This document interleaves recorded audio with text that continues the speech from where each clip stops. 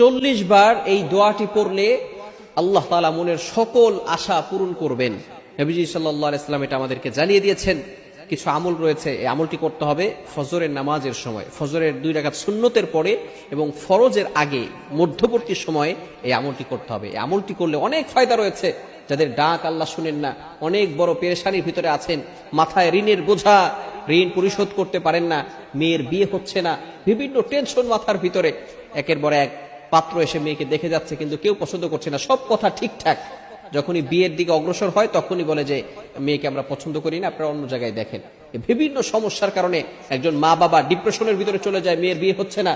এই সমস্ত সমস্যার কারণে আপনি একটি আমল করতে পারেন, 40 বার এই দোয়াটি পড়বেন। সেটা হচ্ছে আপনি ফজরের নামাজের পরে এবং ফজরের নামাজের সময়, সুন্নতের পরে এবং ফরজের আগে মধ্যবর্তী সময় পড়বেন। এটা হচ্ছে শাইখুল ইসলাম ইবনে তাইমিয়া 28 নম্বর খণ্ড 242 নম্বর পৃষ্ঠায় এই আমলটির কথা নবী সাল্লাল্লাহু আলাইহি ওয়াসাল্লাম আমাদেরকে জানিয়ে দিয়েছেন। সেটা হচ্ছে কি, ইয়া হাইয়ু ইয়া কাইয়ুম লা ইলাহা ইল্লা আনতা বিরহমাতিকা আস্তাগীথ।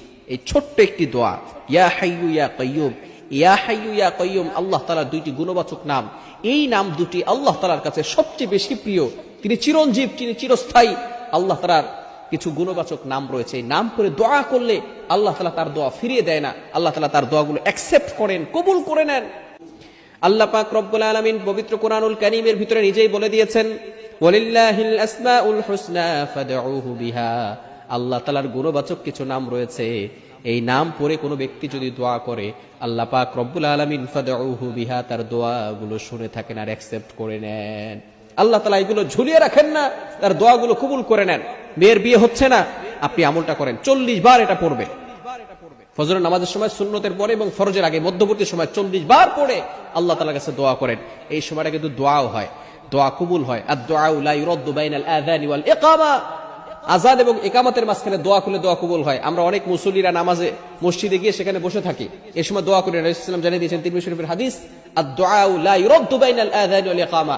ওই দোয়া ফিরিয়ে দেওয়া হয় না যেই দোয়া আযান এবং ইকামতের মাঝখানে করা হয়। আপনি মসজিদে গেছেন, মসজিদে যাওয়ার পরে আজান হয়ে গেছে, এখন আপনি ইমাম সাহেব আসবেন নামাজের জন্য ওয়েট করছেন, ইকামতের আগে এই মধ্যবর্তী সময়টা দোয়া করলে দোয়া কবুল হবে। এজন্য এই সময় দোয়া করবেন। ফজরের নামাজের সময় এটা 40 বার পরে আল্লাহর কাছে দোয়া করবেন, আল্লাহ তাআলা আপনার দোয়াগুলো কবুল করবেন, মনের নেক আশাগুলো কবুল করবেন। আল্লাহ তাআলা আপনার কলবটাকে পরিষ্কার করে দিবেন। শুধু তাই নয়, আপনার ঈমান মজবুত হবে এই দোয়া পড়লে।